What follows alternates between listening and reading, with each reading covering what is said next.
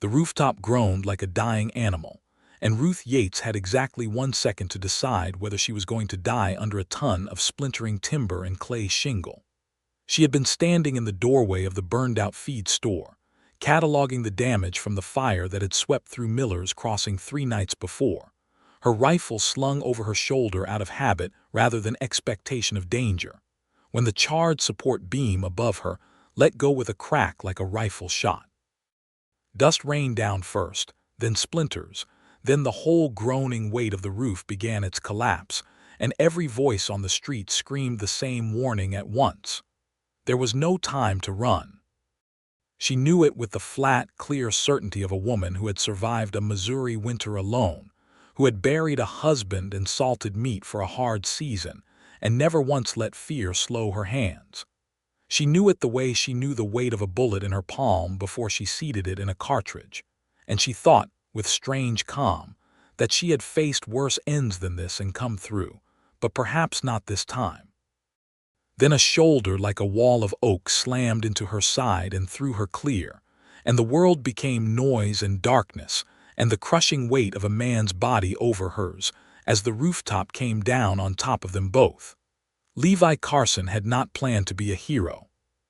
He had planned, in fact, to be gone from Miller's Crossing by sundown, his saddlebags already packed, his horse already saddled at the livery, because staying anywhere too long had never done him any good, and everyone in town had already decided what kind of man he was. A coward. A drifter who flinched at gunfire and looked away from trouble, who had sat in the corner of the saloon 3 nights running, while men twice his age called him yellow to his face, and he had said nothing, done nothing, proved them right by his silence. But when the beam cracked and Ruth Yates froze in that doorway, something in Levi's chest moved faster than his mind could argue with it. He was running before he understood he had decided to run, and he hit her with everything he had, and the roof came down over both of them in a roar of timber and fire-blackened tin, and the last thing he heard before the world went dark was Ruth Yates' voice, sharp with fury and not fear, shouting his name as though she meant to give him hell for it later. Dust hung in the street like fog for a long moment after the collapse. Nobody moved. Nobody spoke. Then Sheriff Andrew Boone was shouting for men to clear the timber, and half the town of Miller's Crossing was running toward the wreckage where the coward and the widow had vanished beneath a mountain of broken roof, and not one soul among them expected to find either one alive. They did not know, none of them, drifter or widow or lawman, that what was buried under that rooftop was not an ending but a beginning, the first real day of a story that would take both of their hardened, guarded hearts and crack them open wider than any falling beam ever could. 3 weeks earlier, Levi Carson had ridden into Miller's Crossing, Kansas, on a mare gone lame in her back left hoof, with $11 in his pocket and a past he intended to keep buried 6 feet under whatever lie he told next. The town was small even by frontier standards, a scattering of clapboard buildings along a single dirt street, a church with a crooked steeple, a livery, a general store, a saloon that doubled as the only real gathering place after dark. It sat in the flat gold country between the Smoky Hill and the Solomon Rivers, a farming and ranching town that had survived drought and grasshoppers and a hard winter 2 years back that had killed more cattle than the whole county cared to count. It was the kind of place where everybody knew everybody's business within a week, and a stranger's arrival was an event discussed over supper tables for days. Levi had learned, over 4 years of drifting from Texas to the Dakota Territory and everywhere between, that towns like this one had a particular hunger for stories, and if you did not give them one, they would invent one for you. He had said little when he arrived, paid for the farrier to look at his horse with the last of his coin, and taken a job mucking stalls at the livery in exchange for a place to sleep in the hayloft. He had not explained himself, and Miller's Crossing had filled that silence with its own conclusions. The conclusions were not kind. It started with Otis Grimm, a beefy rancher's son with a mean streak and a habit of testing new arrivals, who had picked a fight with Levi outside the saloon during his second week in town. Levi had absorbed 3 solid blows to the jaw and ribs without raising a hand in his own defense, had simply stood there and taken it until Otis grew bored and walked away laughing, calling him yellow to the whole street. Levi had not explained that he had once, a long time ago, hit a man in anger and watched him fall wrong and never get up again, and that he had promised himself, and whatever God might be listening, that his hands would never again be weapons unless there was no other choice on this earth. He had not explained because Miller's Crossing did not deserve explanations from a man they had already judged, and because some secrets were too heavy to hand to strangers. So the story took root and grew. Levi Carson was a coward. Levi Carson flinched from a fair fight. Levi Carson probably ran from something back east, some debt or some crime, and good decent folk ought to watch their daughters and their cash boxes around him. Children were warned away from the livery. Women crossed the street. Only Amos Whitfield, the elderly liveryman who employed him, seemed to hold no opinion either way, content that Levi worked hard, said little, and never once touched the till.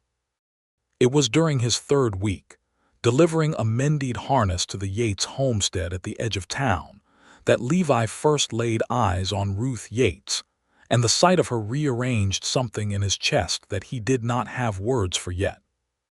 She was standing in her yard with a long rifle braced against her shoulder, sighting down the barrel at a rattlesnake coiled beneath the porch steps some 30 feet distant, and she took the shot without hesitation, a single clean crack that sent the snake's head spinning off into the dust while its body still writhed.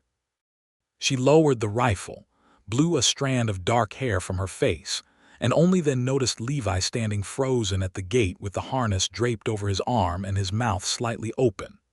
"You planning to stand there catching flies, or are you going to bring that harness up here before supper gets cold?"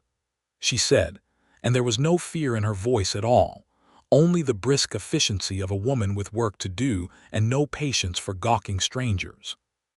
Levi found his feet and closed the distance, and up close she was younger than he had expected, perhaps 26 or 27, with sharp, intelligent eyes the color of strong coffee and calluses on her hands that told their own story of hard work and self-sufficiency.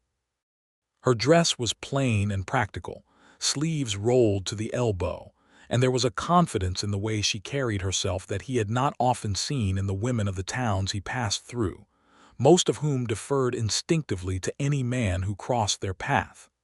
"That was a fine shot," Levi said, because it was true, and because he could not think of anything else worth saying.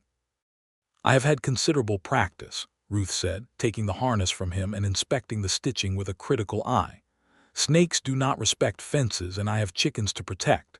Amos Whitfield does good work, tell him I said so." She paused, studying Levi with the same appraising look she had given the harness.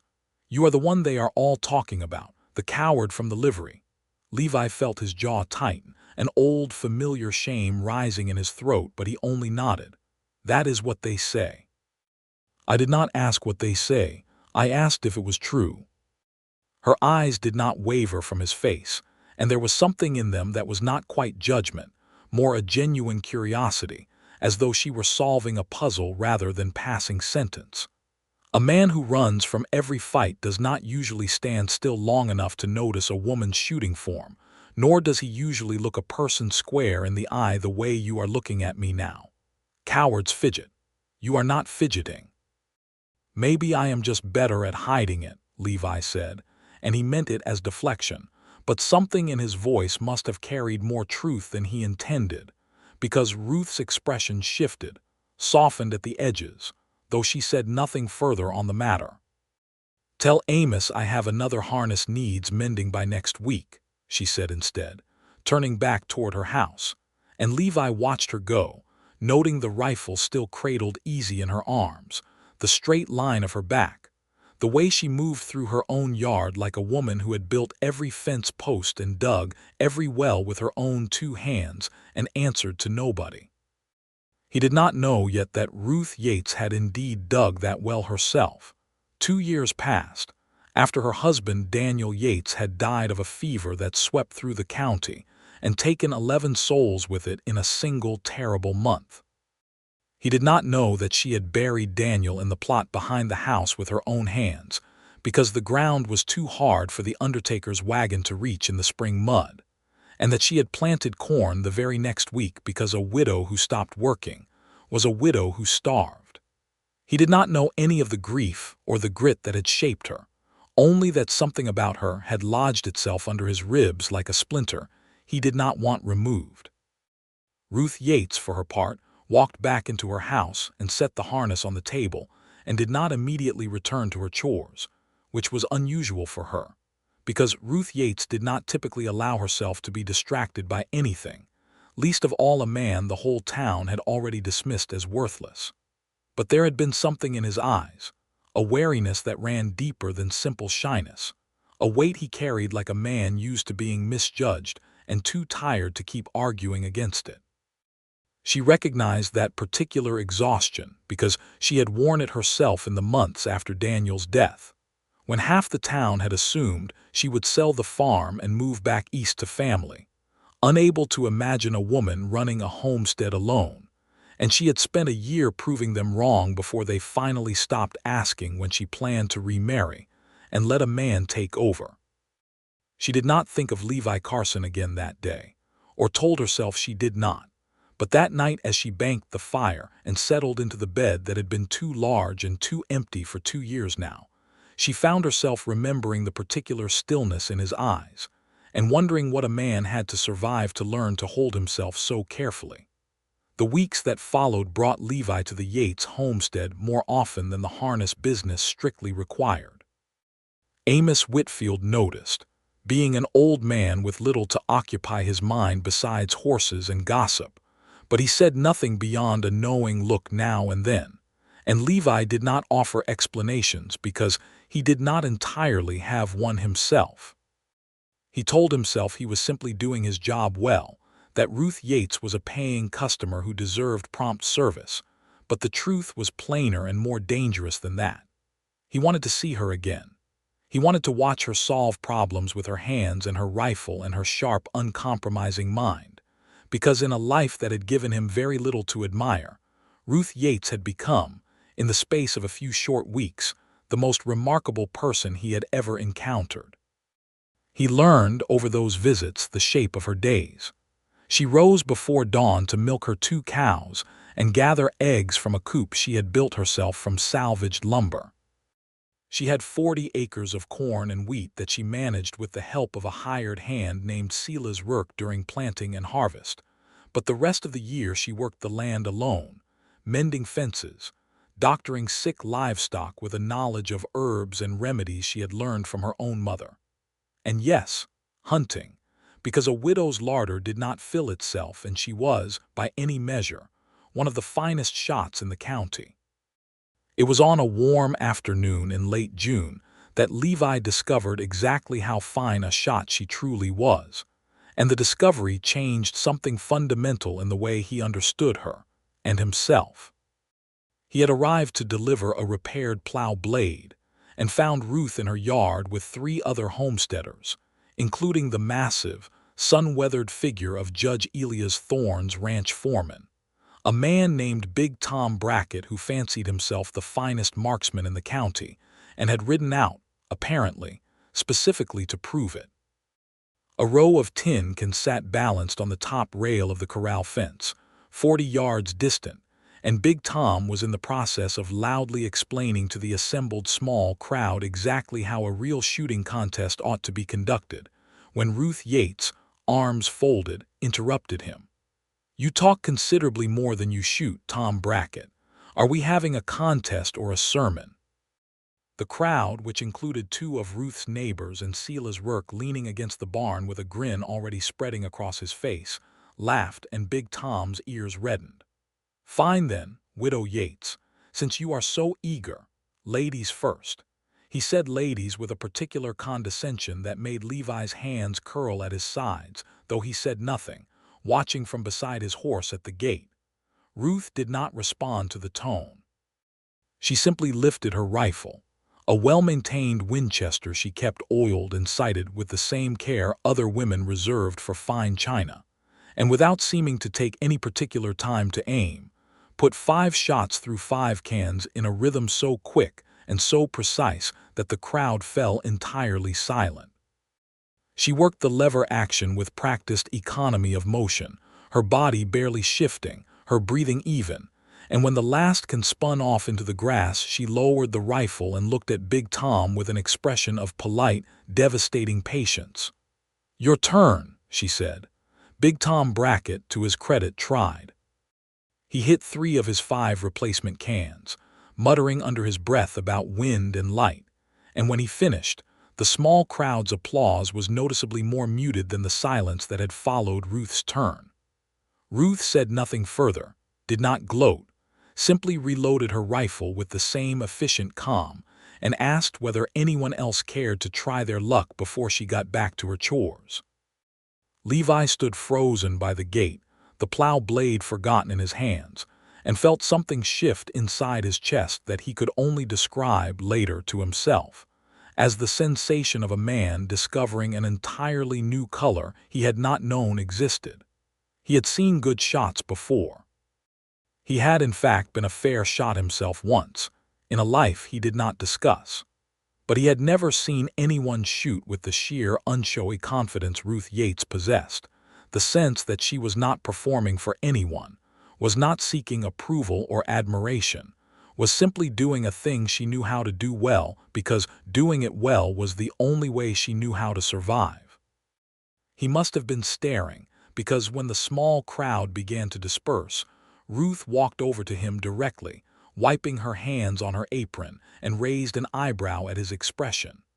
"You look as though you have seen a ghost, Mr. Carson." "I have seen a great many things," Levi said slowly, "but I do not believe I have seen anything quite like that. It is not so remarkable. A woman alone learns to shoot straight, or she does not eat." Ruth said it plainly, without self-pity, a simple statement of frontier fact, but something in Levi's face must have shown the depth of his admiration, because her own expression softened, and for a moment neither of them said anything at all, the summer air thick with the smell of gunpowder and cut grass, and something else neither of them had a name for yet. "That plow blade is not going to deliver itself," Ruth said finally, breaking the silence, and Levi realized he was still standing there holding it like a fool, and he laughed, a short surprised sound, the first genuine laugh Ruth had heard from him in all their weeks of acquaintance. "No, ma'am, I suppose it is not." That evening, as Levi rode back toward town in the long gold light of a Kansas sunset, he found himself thinking not of the shame that had followed him from town to town for 4 years, not of the fight he had once thrown to prove nothing to anyone, but of the particular, fierce competence in Ruth Yates' hands as she worked the lever of her rifle. He thought that he had spent his whole adult life running from the idea that he might be worth something, and that Ruth Yates, without knowing it, without even trying, had looked at him today with something other than the pity or contempt the rest of Miller's Crossing offered so freely. She had looked at him, when she caught him staring, as though she were curious what he was thinking. Nobody had been curious about Levi Carson's thoughts in a very long time. The friendship, if it could be called that yet, deepened over the following weeks through a series of small, ordinary interactions that felt, to both of them, larger than they should have. Levi began finding reasons to ride out to the Yates homestead even when the livery had no business there, offering to help mend a fence or clear a fallen tree from the north pasture. And Ruth, who had grown fiercely protective of her independence and suspicious of any man's motives since Daniel's death, found herself, against her own expectations, welcoming the help and, more surprisingly, the company. She learned things about Levi in fragments, the way one learns the shape of a buried object by degrees of excavation. She learned he had grown up on a small farm in Tennessee that his family lost to debt when he was 17. She learned he had worked cattle drives up through Texas and the Indian Territory for several years after that, learned he had a gift with horses that Amos Whitfield praised without reservation, having never seen a man calm a frightened animal so quickly or so gently. She learned he read, when he had books available, with a hunger that suggested a mind starved of the education his family's poverty had denied him. What she did not learn, because he would not speak of it, was the specific dark chapter that had taught him to fear his own hands, to mistake gentleness for the only safe way to move through the world. For his part, Levi learned the fuller shape of Ruth's grief, though she offered it to him carefully in small pieces over many quiet afternoons. She told him about Daniel, a good man, she said, kind and steady, who had married her when she was 19 and had never once made her feel smaller for having opinions of her own. She told him about the fever that took him in the space of 11 days, how she had nursed him herself because the nearest doctor was in Salina, and refused to travel during the outbreak for fear of catching it himself, how she had held his hand until the very end and then had risen the next morning and milked the cows because the cows did not know or care that her husband was dead. They only knew they needed milking. "People think grief makes you soft," Ruth told him one evening, sitting on her porch steps while Levi worked oil into a bridle he was mending, more out of a wish to stay near her than any real need for repair. "It does not. Grief makes you hard if you let it, hard enough to keep standing when everything in you wants to fall down. I decided, the week after Daniel died, that I would not be the pitiful widow this town wanted to manage and marry off and rescue.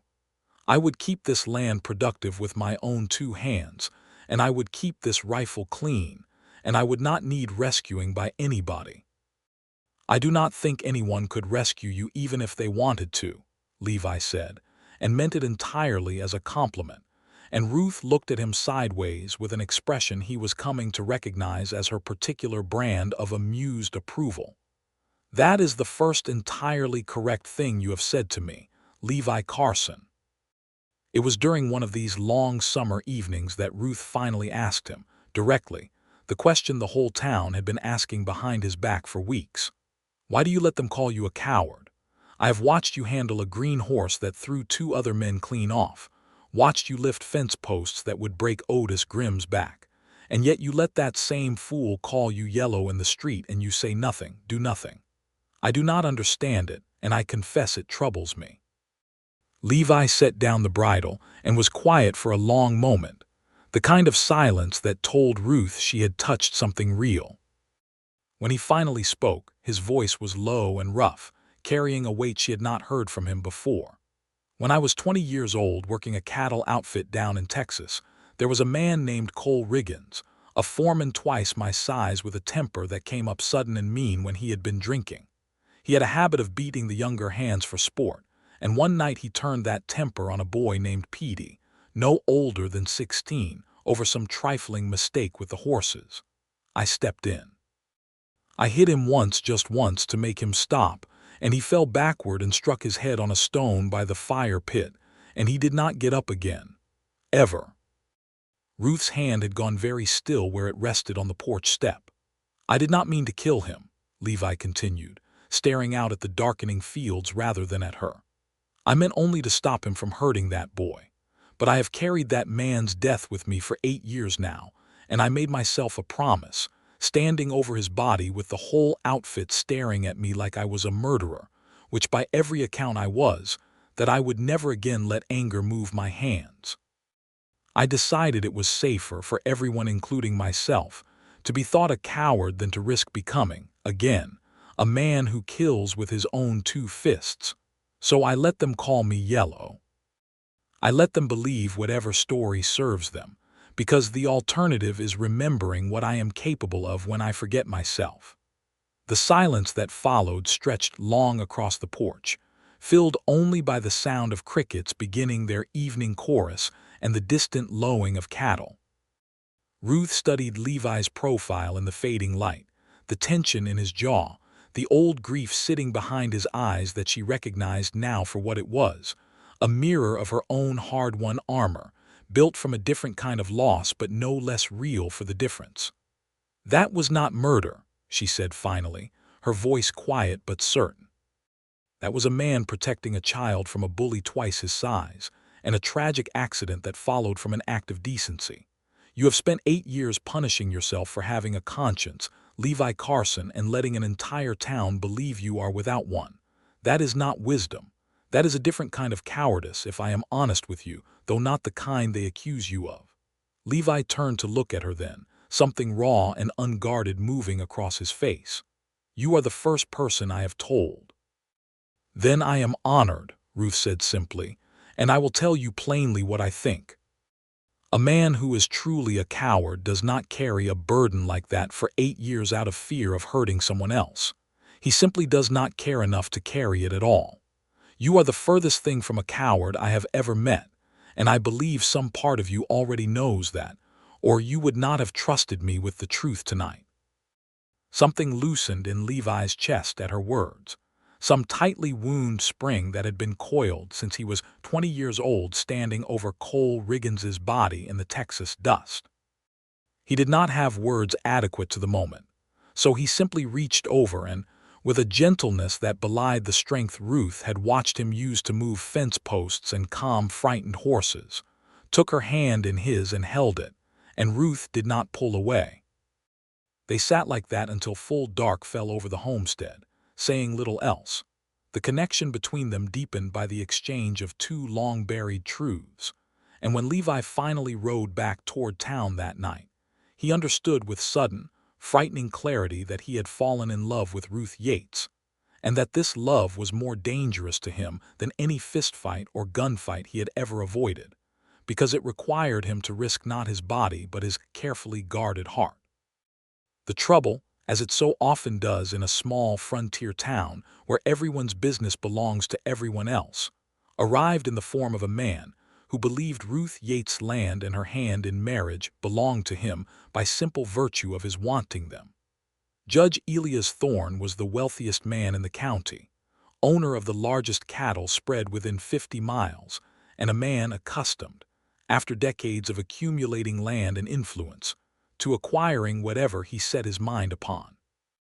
He had courted Ruth with a persistence that had nothing to do with affection and everything to do with the 40 acres of prime bottomland her homestead occupied, land that would connect his eastern and western pastures into one contiguous spread if he could only fold it into his holdings through marriage. He had proposed to her twice in the past year, each time framing the offer as a rescue, an act of generosity toward a poor widow who surely could not wish to labor alone forever, and each time Ruth had refused him with a politeness that had grown thinner with each repetition. Judge Thorne did not take refusal well, and he took it particularly poorly once word reached him, as word inevitably does in a town the size of Miller's Crossing, that the widow Yates had taken to spending her evenings on her porch in the company of the drifter everyone called a coward. He confronted Levi directly outside the livery on a hot afternoon in early July, flanked by two of his ranch hands, his expression carrying the particular cold contempt of a wealthy man addressing someone he considers beneath his notice. "I understand you have been spending considerable time out at the Yates place," Judge Thorne said without preamble, his thumbs hooked into his vest pockets, his voice pitched to carry to the small gathering of onlookers that had already begun to form, drawn by the promise of confrontation the way flies are drawn to spilled sugar. "I have been doing repair work for Mrs. Yates, same as any customer of the livery," Levi answered carefully, aware of the eyes on him, aware that his old instinct was to fold immediately, to apologize and retreat, and aware that something in him, something that had been growing stronger since the night on Ruth's porch, resisted that instinct now. "I think we both know it is considerably more than repair work." Judge Thorne's smile did not reach his eyes. "I will speak plainly, Carson, since plain speech seems to be all a man of your sort can comprehend. Ruth Yates is a fine woman who deserves a husband of standing, a man who can offer her security and position, not a penniless wanderer with a coward's reputation, and I suspect a good many secrets he would rather this town not uncover." I would strongly advise you find business elsewhere, before I am forced to make your welcome in Miller's Crossing considerably less comfortable than it already is." The threat hung plain in the air, and the gathered onlookers waited, most of them expecting Levi to do exactly what his reputation predicted, to mumble an apology and slink away. Levi felt the old fear rise in his throat, the familiar urge to make himself small, to avoid any confrontation that might reveal the strength he had spent 8 years hiding. But he thought of Ruth's voice on the porch, telling him plainly that he was the furthest thing from a coward she had ever met, and he found, to his own surprise, that he could not make himself shrink in front of Judge Thorne the way he had shrunk in front of Otis Grimm weeks before. "Ruth Yates," Levi said, his voice steady, "is fully capable of deciding for herself what kind of man she wishes to keep company with, and I do not believe she requires your permission or mine to make that choice. If you have concerns about her welfare, Judge Thorne, I would suggest you raise them with her directly, rather than threatening a hired man outside a livery stable." A murmur went through the small crowd, surprise evident on more than one face. Judge Thorne's smile faded entirely, replaced by something harder and colder. "You would do well to remember your place, Carson." "I know my place well enough," Levi answered. "It is you, I think, who has forgotten that Ruth Yates does not belong to anyone but herself." Judge Thorne's jaw tightened, and for a moment Levi thought the man might actually order his ranch hands forward, but instead he simply turned on his heel and walked away, his back rigid with fury, leaving the gathered crowd to whisper among themselves about the strange, unexpected steal they had just witnessed in a man they had written off weeks before as worthless. Word of the confrontation reached Ruth before sundown, carried by Silas Rourke, who had witnessed the whole exchange and rode out to the homestead specifically to report it. Grinning the entire time, he described how Levi Carson had stood his ground against the most powerful man in the county, without raising his voice or his fists, simply refusing to be moved. Ruth listened to the account with a slow, growing warmth in her chest that she recognized, with some alarm, as the early architecture of love, a feeling she had not permitted herself since Daniel's death, had in fact actively guarded against, because loving someone meant risking the particular devastation of losing them, and she had already survived that devastation once and was not certain her heart could withstand it twice. That night, unable to settle into sleep, she found herself walking the perimeter of her property under a wide scatter of stars, rifle in hand out of habit more than expectation of danger, turning over the shape of her feelings the way she might examine a plow blade for hidden cracks before trusting it to a full day's work. She thought of Levi's hands, gentle with horses and rough with honest labor, and the terrible weight he had carried alone for 8 years rather than risk hurting anyone again. She thought of the way he looked at her, not with the proprietary hunger she had seen in Judge Thorne's eyes, nor the cautious pity she saw in most of the town's assessment of a widow alone, but with something that looked remarkably like respect, admiration undiluted by any wish to diminish or manage her. She had spent 2 years building a fortress around her heart, brick by brick, out of grief and stubbornness, and a fierce refusal to need anyone. But standing under that wide Kansas sky, she admitted to herself, finally, that some part of that fortress had already fallen, quietly and without her permission, sometime during the long summer evenings on her porch, and that Levi Carson had walked through the breach not by force but simply by being exactly, consistently, honestly himself. Judge Thorne, however, was not a man accustomed to losing, and his wounded pride following the confrontation outside the livery curdled quickly into something far more dangerous than mere social disapproval. He began, in the days that followed, a quiet campaign designed to remove the obstacle Levi Carson represented to his ambitions, using the considerable influence his wealth and position afforded him in a town where the bank, the general store, and even the small circuit court owed him favors of one kind or another. He spoke privately to Amos Whitfield, suggesting, with the particular delicacy of a man accustomed to bending others to his will without ever quite making an explicit threat. That the liveries continued good relationship with Thorne's ranch, which purchased considerable feed and supplies, might depend on certain personnel decisions. Amos, an honest man but not a wealthy one, found himself in an uncomfortable position, though to his credit he did not immediately dismiss Levi, instead warning him quietly that trouble was brewing and advising him to watch his back. Judge Thorne also sent word, through channels that stretched further than Miller's Crossing itself, making inquiries about a drifter named Levi Carson and a Texas cattle outfit 8 years past, inquiries that, had they borne fruit, might have unearthed the story of Cole Riggins's death and used it as a weapon to drive Levi from town entirely, or worse, to have him arrested on some manner of charge that a wealthy judge's influence could easily manufacture even where none was legally warranted. It was into this gathering storm that the fire arrived, on a hot, dry night in late July, when a lightning strike some miles distant sparked a grass fire that swept unexpectedly fast toward the edge of Miller's Crossing itself, driven by a wind that had shifted without warning.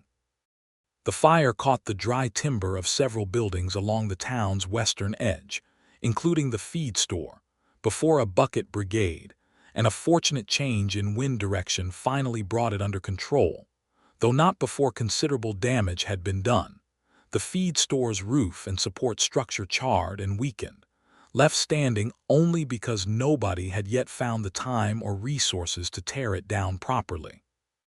The fire brought the whole town together in a way that momentarily quieted the tension swirling around Levi Carson and Judge Thorne, as neighbors worked side by side through the night to save what could be saved, and Levi himself worked tirelessly, hauling water and pulling burning brush away from threatened structures, earning grudging nods of respect from men who had called him yellow only weeks before, though old reputations, once cemented, do not crumble easily even in the face of new evidence. Ruth had ridden into town the moment she saw the smoke, rifle left behind for once, joining the bucket brigade alongside her neighbors, and it was there, amid the smoke and chaos and shouted instructions, that she and Levi worked together through the long night, passing buckets hand to hand, their eyes meeting across the firelight with a wordless understanding that needed no further declaration between them. By dawn the fire was out, the damage assessed, and the exhausted town began the slow work of recovery, unaware that the charred, weakened roof of the feed store was a hazard waiting only for the right combination of wind and time to complete the collapse the fire had begun.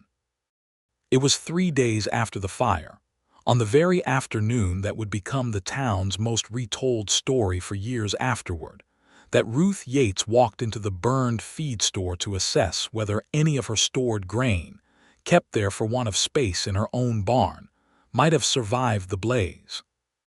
She did not know, could not have known, that the fire had eaten through the central support beam far more thoroughly than its charred exterior suggested, leaving it hollow and brittle beneath a deceptively solid-looking surface, a hidden weakness waiting for the smallest additional stress to bring the entire structure down.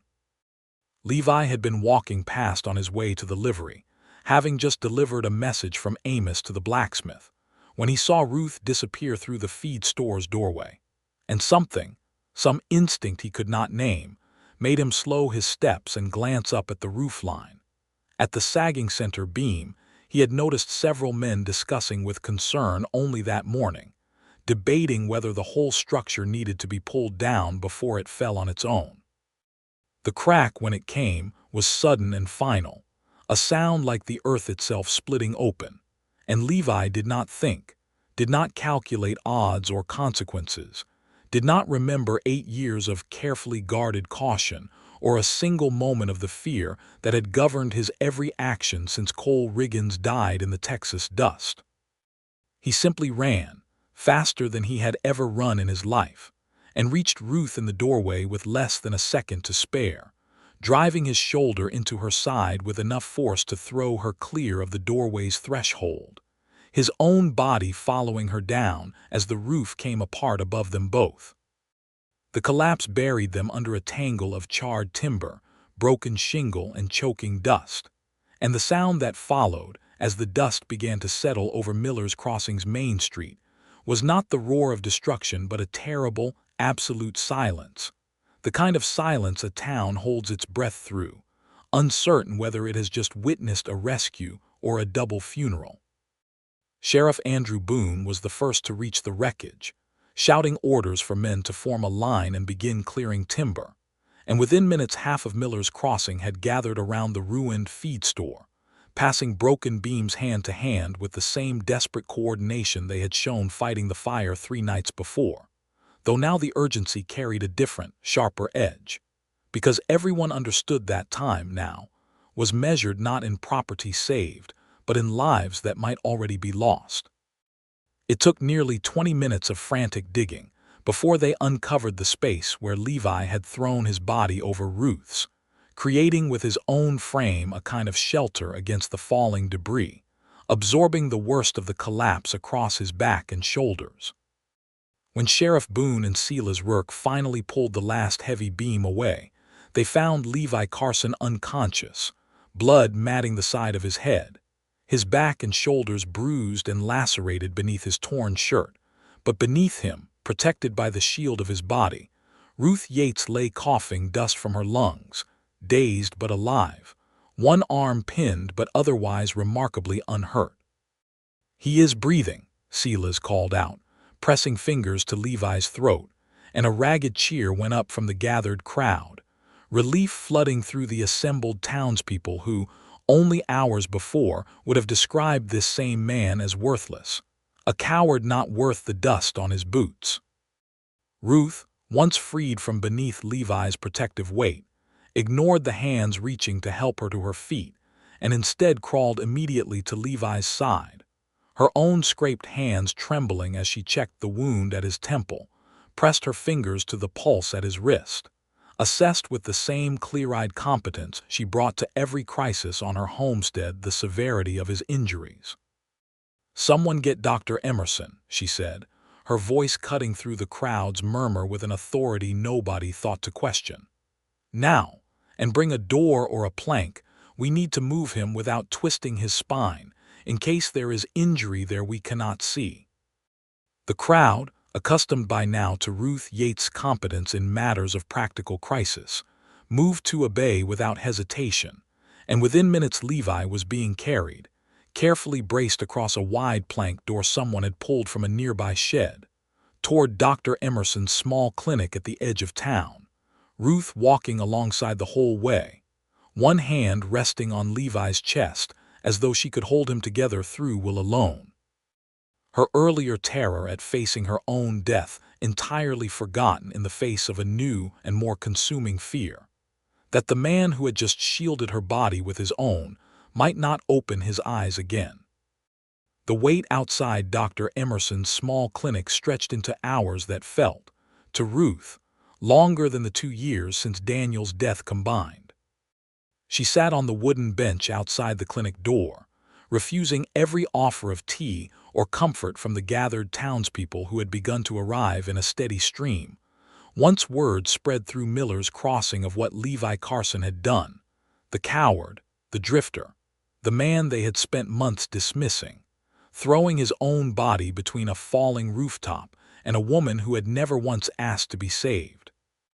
The story, as such stories do, transformed rapidly in the retelling, until by evening every account agreed that Levi Carson had not hesitated for even a heartbeat, had run toward danger rather than away from it, had absorbed the full weight of a collapsing roof to protect a woman he barely knew, and the town's collective assessment of his character underwent a swift and thorough reversal. Otis Grimm, who had thrown 3 unanswered punches at Levi weeks before, showed up outside the clinic looking distinctly uncomfortable, muttering something about owing the man an apology if he pulled through. Judge Elias Thorne did not appear at all, a fact that Ruth noted with a cold, clear anger she filed away for later consideration. Dr. Emerson emerged from the clinic as the sun began to set, wiping his hands on a bloodied cloth, and Ruth was on her feet before he had finished crossing the threshold. "He has a concussion, and his back has taken considerable bruising, along with several lacerations that required stitching," the doctor said, his tone carrying the careful neutrality of a man delivering news that could go either way. "There does not appear to be any injury to his spine, which is fortunate given the circumstances, and no broken bones that I can find. He is unconscious still, which is concerning if it persists much longer, but I have seen men recover from worse. The next hours will tell us more than I can promise you tonight." "I want to see him," Ruth said, and it was not a request. Dr. Emerson, who had known Ruth Yates long enough to understand that arguing with her was an inefficient use of anyone's time, simply stepped aside and let her pass. Levi lay pale against the clinic's narrow bed, a bandage wrapped around his head, his broad shoulders and back bare beneath a light sheet, marked with the angry red and purple evidence of the beating the falling rooftop had given him. Ruth pulled a chair close to the bedside and sat, taking his hand in both of hers, and for the first time since the roof had come down, she allowed herself the luxury of tears, silent and fierce, tracing paths through the dust still clinging to her face. "You foolish, reckless man," she whispered, her thumb tracing slow circles over his knuckles. "You did not have to do that. You did not owe me anything. I have survived worse than a falling roof on my own before, and I would have survived this too, one way or another. Why would you throw yourself into that kind of danger for a woman you have known scarcely 2 months?" Levi, of course, could not answer her, lost somewhere in the depths of unconsciousness, but Ruth continued speaking anyway, the words pouring out of her in a rush she might never have permitted herself if he had been awake to hear them and respond. "I have spent 2 years telling myself, and everyone else, that I do not need saving, that I built this life with my own hands, and I will maintain it with my own hands until I am too old to hold a rifle steady. And that is still true, Levi Carson. I want you to understand that when you wake up, because I need you to know I am not thanking you because I believe myself weak or helpless. I am thanking you because you saw danger coming towards someone you cared for, and instead of hesitating, instead of calculating the cost to yourself, you simply acted, the way a person acts when love has already taken root in them, whether they have admitted it yet or not. And I believe, that I love you too, though I have been too much of a coward myself in my own way to say so before tonight, when you cannot even hear me say it." She sat with him through the night, refusing to leave despite Dr. Emerson's gentle suggestions that she return home and rest, dozing occasionally in the hard wooden chair, but never releasing her grip on Levi's hand.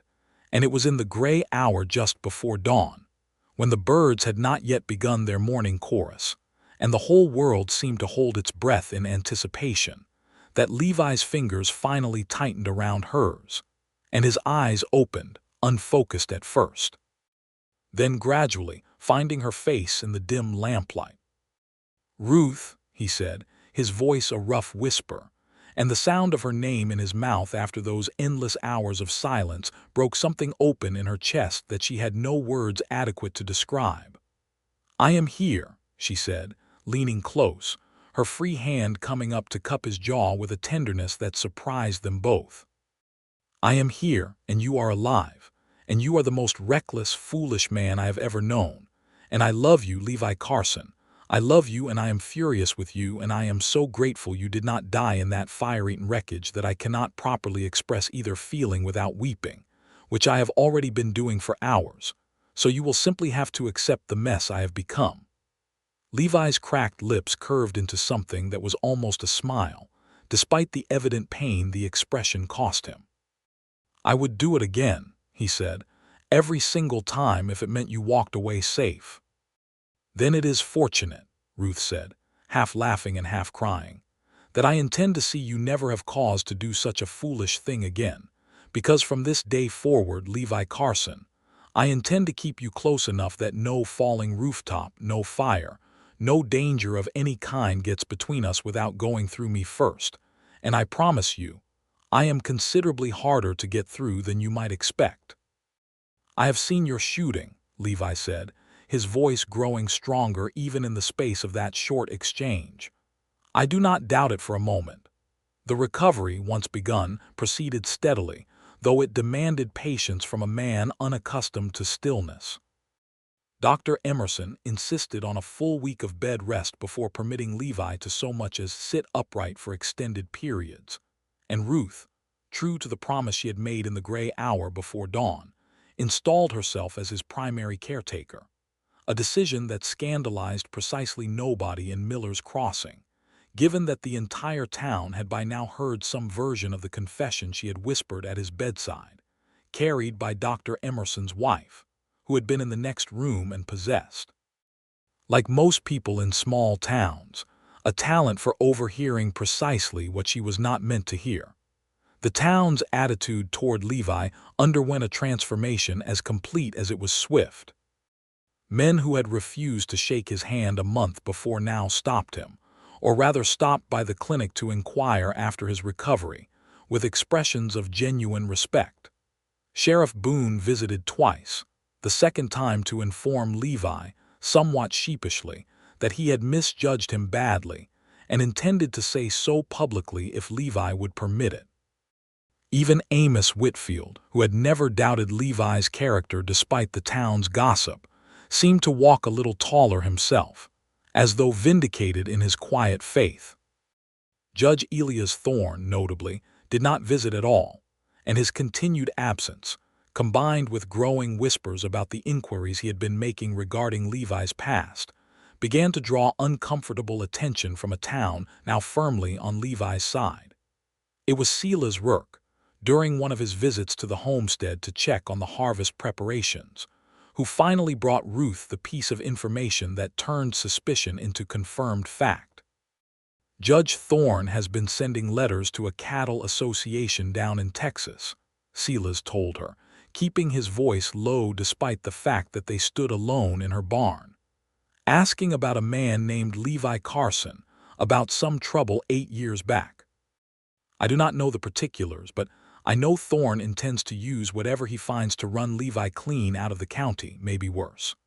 Ruth's jaw had tightened at this news, a cold fury settling into her chest that she recognized as the same protective instinct she had once reserved only for her own homestead and her own survival, now extended without her quite deciding it, to Levi Carson's welfare as well.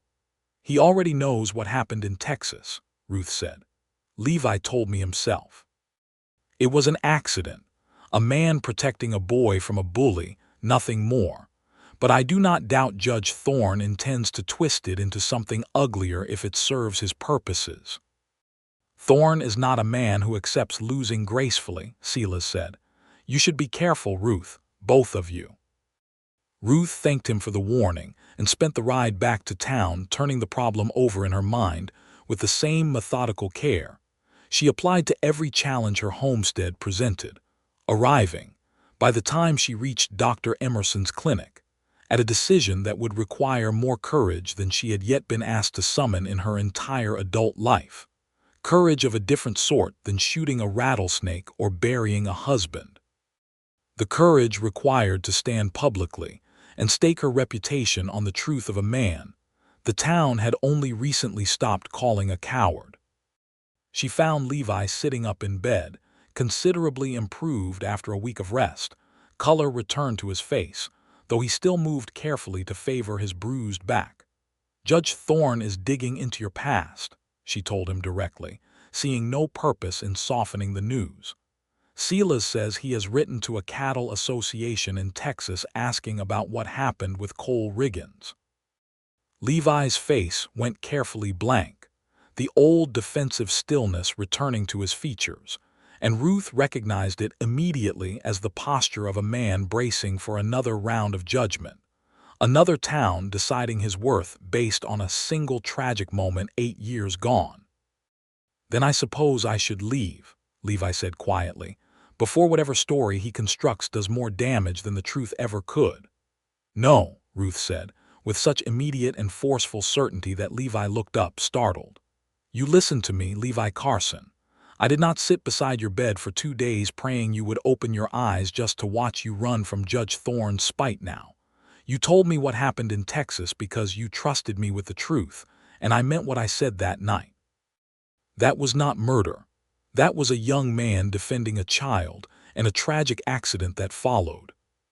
If Judge Thorne wants to try and turn this town against you using that story, then we will simply tell them the truth ourselves, before he has the chance to twist it into a lie. You would stand up in front of this whole town and defend me," Levi said, not quite a question, wonder evident in his voice. "I have stood up in front of this whole town before, when they all believed a widow could not run 40 acres alone," Ruth said. "I find I do not much fear their opinions anymore, and I fear them even less when it is your reputation, rather than my own, that requires defending. I love you, Levi. I do not intend to let Elias Thorne's wounded pride destroy the life we are building simply because he cannot bear to lose." The confrontation, when it came, arrived sooner than either of them expected, forced by Judge Thorne's own impatience. He called a town meeting on the pretext of discussing repairs to the burned feed store and other fire damage, gathering most of Miller's Crossing's residents into the church hall on a Sunday evening. And it was there, after the practical business had been dispensed with, that he rose and addressed the crowd with the practiced authority of a man accustomed to commanding rooms. "There is another matter I feel obligated to raise," Judge Thorne said, his eyes finding Levi, who sat near the back beside Ruth, still moving with careful stiffness from his injuries. "Many of you have been quick in recent days to celebrate Mr. Carson as some manner of hero, following the unfortunate incident at the feed store. I do not dispute that his actions that day were, on their face, admirable, but I would ask this town to consider whether they truly know the man they are so eager to embrace. I have received correspondence from Texas confirming that Levi Carson killed a man 8 years ago, a ranch foreman, in an altercation that left him dead on the ground. Is this truly the sort of man Miller's Crossing wishes to welcome among its decent citizens?" A murmur swept through the assembled crowd, exactly the reaction Judge Thorne had clearly hoped to provoke, and Levi felt the old shame rising in his throat, the instinct to fold, to accept the judgment and disappear rather than fight it. But before he could rise, before he could do anything at all, Ruth Yates was already on her feet. "I know the whole story, Judge Thorne, since Levi told it to me himself, freely and without prompting, which is more honesty than I have ever known you to offer this town about your own affairs." Ruth's voice carried clear and steady across the hushed hall, and every eye in the room turned toward her. "The man who died was a foreman named Cole Riggins, who was, according to every account, in the process of savagely beating a 16-year-old boy for a minor mistake. Levi struck him once, a single blow, to stop the beating, and Riggins fell backward and struck his head on a stone. It was a tragic accident, born from an act of courage in defense of a child too young and too small to defend himself. Levi has carried the weight of that man's death for 8 years, has let this very town call him a coward rather than risk anyone learning the truth and fearing his strength, when in fact that strength has only ever been used to protect the vulnerable, first that boy in Texas, and 3 days ago myself, when he threw his own body beneath a falling rooftop to save my life without a single moment's hesitation." She paused, letting her words settle over the silent crowd, then turned her gaze directly to Judge Thorne. "I think this town deserves to ask why you were so eager to dig up a stranger's painful past and parade it before us tonight, Judge Thorne. I think perhaps the true question is not what Levi Carson did 8 years ago in Texas, but what you hope to gain by destroying his reputation now. Is it perhaps because you cannot bear that I have chosen a man of genuine character over your 40 additional acres of bottomland?" The hall erupted into a low roar of conversation, and Judge Thorne's face flushed dark red, his composure cracking visibly under the weight of a public accusation he had not anticipated having turned back upon himself. "That is a scandalous accusation," he sputtered, "entirely without foundation." "Is it?"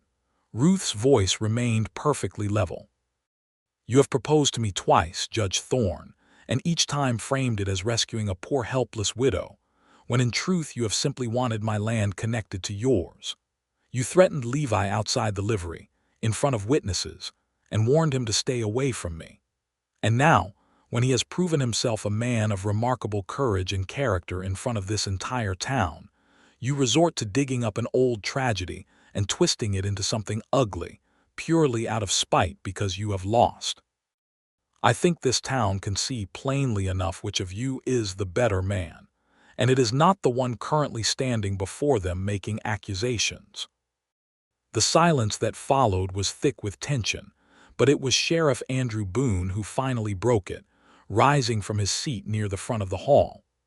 "I have known Levi Carson only these past 2 months," Boone said, "but I have seen enough these last 2 months to form my own opinion, regardless of what happened 8 years ago in Texas.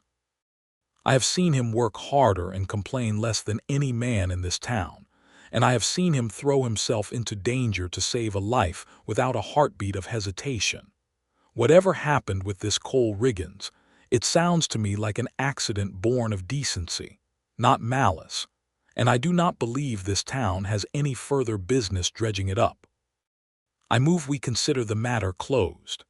A chorus of agreement rose from the assembled crowd, far outnumbering the murmurs of doubt, and Judge Thorne, recognizing the tide had turned decisively against him, gathered what remained of his dignity and departed the hall without another word, his ambitions regarding both Ruth's land and Levi's reputation left in ruins around him. Levi sat frozen through the entire exchange, watching Ruth Yates stand before the whole assembled town of Miller's Crossing and defend him with the same fierce, unshakable competence she brought to every challenge in her life. And he understood, with a clarity that settled deep into his bones, that he had never in his life witnessed anything as remarkable, or fallen so completely and helplessly in love with another human being. When the meeting finally dispersed and they walked together out into the cool night air, Levi took Ruth's hand and stopped her before they reached the horses, turning her gently to face him. "I have spent 8 years believing my own strength was something to fear and hide," he said, his voice thick with emotion. "Tonight you stood up in front of an entire town and told them the truth about who I am, without flinching, without hesitation, the same way you shot those Kens off the fence rail, the same way you have done everything since I have known you. I do not have words sufficient to tell you what that means to me, Ruth Yates, except to say that I love you, entirely and without reservation, and I do not intend to spend one more day of my life hiding who I truly am, because you have shown me that the truth, spoken plainly and without shame, is stronger than any lie a man can construct to protect himself." Ruth reached up and touched his face, tracing the healing scar at his temple where the falling debris had cut him. "I meant every word I said in there, Levi. And I meant every word I said the night you were unconscious and could not hear me, though I am glad you can hear me now. I love you. I have built a life here with my own 2 hands, and I never believed I needed anyone to share it with me, until you showed me that needing someone and being weak are not the same thing at all. You are the strongest man I have ever known, not because of what you did in Texas or what you did at the feed store, but because you were brave enough to let me see the truth of you, scars and all." They stood together under the wide Kansas sky, the same sky Ruth had walked beneath weeks before when she first admitted to herself that her heart had already surrendered ground, and this time neither of them held anything back. Levi kissed her there in the church yard, gently at first, mindful of his healing injuries, and then with a growing certainty that swept away whatever caution remained between them, and Ruth kissed him back with the same fierce, unguarded honesty she brought to every part of her life, and Miller's Crossing, for once, allowed them their privacy, the gathered townspeople dispersing to their homes with satisfied smiles, having witnessed what would become the most celebrated love story their small town had ever produced. The weeks that followed brought a settled happiness neither Ruth nor Levi had expected to find again after their respective losses and struggles. Levi's injuries healed fully within a month, and he returned to work at the livery with a renewed sense of purpose, though he spent every spare hour he could manage out at the Yates homestead, helping with the harvest, mending fences, and gradually, without either of them quite deciding it as a formal arrangement, becoming as much a fixture of the homestead as Ruth herself. Judge Elias Thorne, humiliated by the public turn against him, retreated from active pursuit of Ruth's land, though he remained a cold and distant presence in county affairs for years afterward, his reputation never fully recovering from the night Ruth Yates had exposed his hidden motives before the entire town. He eventually sold off a portion of his holdings and moved to Topeka, where his ambitions found less resistance among strangers, who did not know the particulars of his failed courtship or his attempted destruction of an innocent man's reputation. Otis Grimm, in a development that surprised everyone including himself, became something of an unlikely friend to Levi in the months that followed, offering a genuine apology for the beating he had once delivered outside the saloon, and eventually asking Levi to teach him some of the horsemanship skills that had earned Levi such respect at the livery.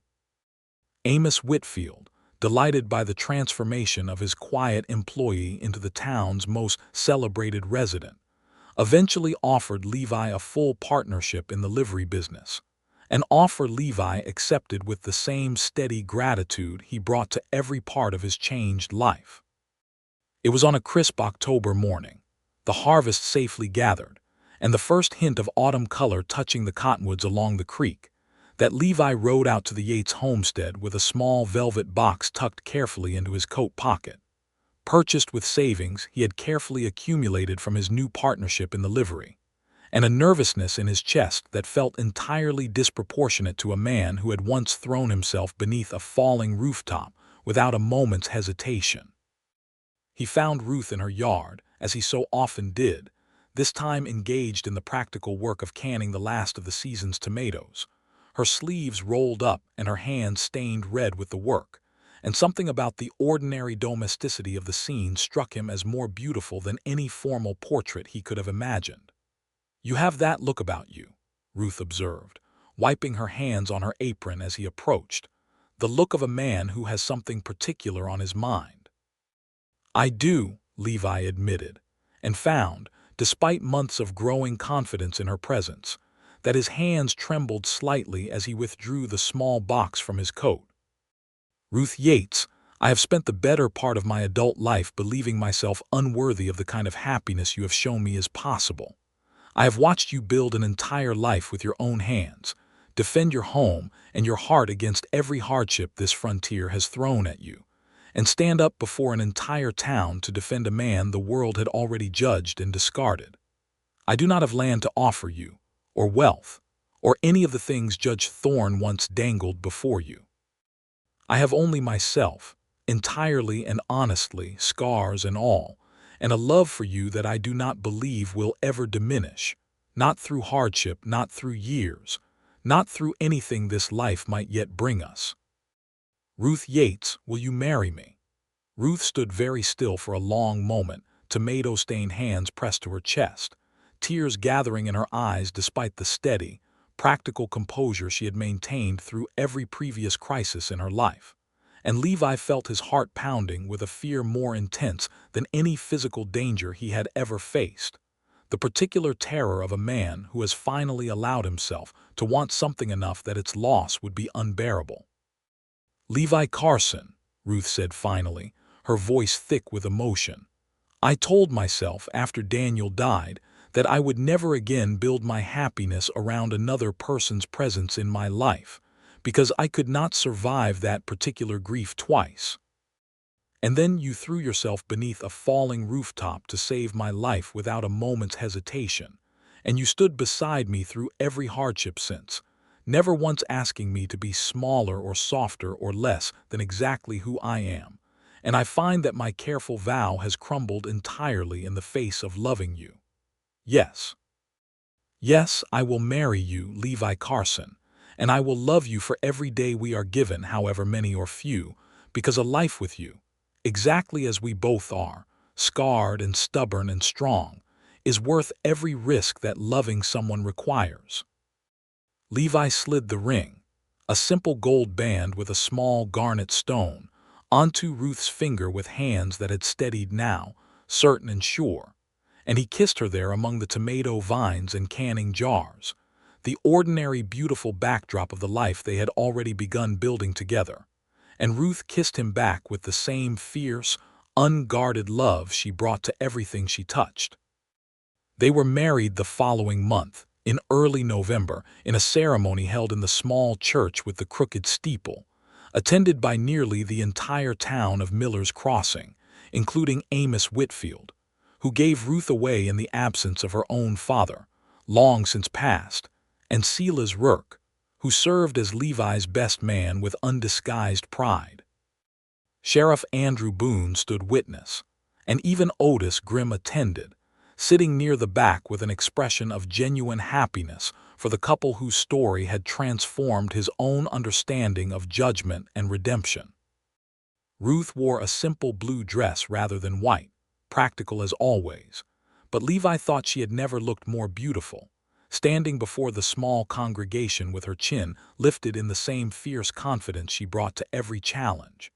And when the minister pronounced them husband and wife, the cheer that rose from the assembled town of Miller's Crossing was as genuine and heartfelt as any celebration the small frontier community had ever witnessed.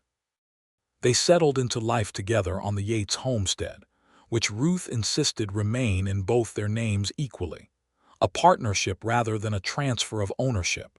And Levi found, in the years that followed, a contentment he had never believed possible for a man who had spent nearly a decade convinced he did not deserve happiness. He continued his partnership with Amos Whitfield at the livery, while also working the homestead alongside Ruth, and the two of them built together a life that drew on both their strengths, his gift with horses and steady hands, her sharp mind for the practical management of land and livestock, her rifle still the sharpest in the county. A fact she demonstrated with considerable satisfaction whenever a fresh crop of skeptical newcomers questioned whether a woman could truly be as skilled as her reputation suggested. Their first child, a son they named Daniel after Ruth's first husband, a decision Levi supported without a moment's hesitation, understanding that honoring the past was not a betrayal of their present happiness, but a recognition of the full, complicated richness of a life well lived, was born in the autumn of the following year, delivered safely with the help of Dr. Emerson and a midwife from a neighboring farm. Ruth insisted on being up and moving within days, managing the homestead's autumn preparations even while nursing her newborn son, and Levi, watching her manage motherhood with the same fierce competence she brought to every other challenge in her life, fell in love with her anew each day. 2 years later, a daughter followed, whom they named Grace, and the homestead that had once been a widow's lonely fortress against the world became instead a home filled with the laughter of children, the steady rhythm of a marriage built on mutual respect and hard-won trust, and the particular, deep contentment of two people who had each survived their own private darkness and found, against considerable odds, a love that made the surviving worthwhile. Levi never fully lost the quiet, watchful stillness that had once made the town mistake him for a coward, but Miller's Crossing came to understand, over the years, that this stillness was not fear but a deep, careful strength, the strength of a man who had learned the hard way that true courage was not the absence of caution, but the willingness to act decisively when it mattered most, regardless of the cost to himself. He taught his son Daniel to ride and to work with horses with the same gentle patience Amos had once praised in him, and he taught both his children as they grew, the the story of their mother's courage, how she had stood before an entire town and defended the truth against a powerful man's lies, how she had built a homestead with her own hands and never once needed rescuing, though she had, in her own way, rescued him just as thoroughly as he had once shielded her from a falling rooftop. Ruth, for her part, never stopped shooting, never stopped managing her land with the same fierce independence that had first caught Levi's attention in her yard all those years before. But she learned, too, over the years of their marriage, that accepting help and partnership from a man who respected her strength rather than fearing it was not a diminishment of her independence but an expansion of it, a richer, fuller life than the one she had built alone in her grief, without ever requiring her to become less than exactly who she had always been.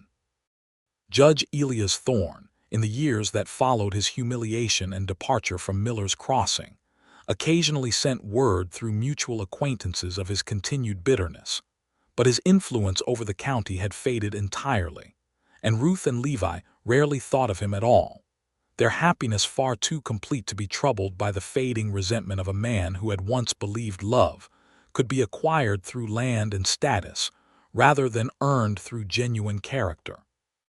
On the 10th anniversary of the day the feed store's rooftop had come crashing down, Ruth and Levi walked together to the spot where the old structure had once stood, long since rebuilt into a proper new feed store with a sound, well-constructed roof, and Ruth took Levi's hand, the same hand that had once trembled as he offered her a ring among the tomato vines, now weathered by a decade of shared labor and shared love. "Do you ever think," she asked him, "about how differently things might have gone if you had hesitated even a moment longer that day?" Levi considered the question seriously, as he considered most things Ruth asked him, with the same careful attention he brought to every part of their life together. "I think," he said finally, "that I spent 8 years of my life convinced that hesitation was the safest choice a man could make, that holding back was the only way to avoid becoming someone dangerous. And then I saw that roof coming down toward you, and I did not hesitate at all, not for a single heartbeat, because some part of me understood, before my mind had even caught up to the danger, that a world without you in it was a far greater danger than any I had ever feared in myself. I do not regret a single bruise that fall gave me, Ruth. I would take that fall again, every single day of my life, if it meant I got to spend the rest of my years loving you." Ruth leaned her head against his shoulder, the two of them standing together in the golden autumn light of the Kansas afternoon, their children's laughter carrying from the schoolyard nearby, where Daniel and Grace played with the other children of Miller's Crossing, a town that had once judged Levi Carson a coward, and now told his story, the true story, to every newcomer who passed through, as proof that a person's worth could never be measured by a single moment's misjudgment, only by the accumulated weight of their choices when it mattered most. "I love you, Levi Carson," Ruth said, "exactly as you are, scars and stillness and all, and I am endlessly grateful that a falling rooftop brought us together, though I would not recommend it as a courtship strategy to any other young couple in this town." Levi laughed, a full, easy sound that carried across the quiet street, and kissed his wife there in the autumn sunlight, the drifter the town had once dismissed, and the widow who had needed no rescuing, standing together as proof that the deepest love often arrives not through grand gestures planned in advance, but through the simple, immediate courage to act without hesitation when someone we love stands in danger, and through the harder, slower courage required afterward to build, day by day, choice by choice, a life worth all the risk that loving someone fully demands. They lived out their years together on that homestead, watching their children grow, adding to their land gradually through honest labor rather than the manipulations Judge Thorne had once attempted, and becoming, in time, the most respected couple in all of Miller's Crossing, known throughout the county not merely for the dramatic story of their beginning, but for the steady, deep partnership that had followed, a marriage built on mutual respect, shared strength, and the unshakable knowledge that they had each found in the other. exactly the kind of love that made surviving every hardship that came before entirely, gloriously worthwhile.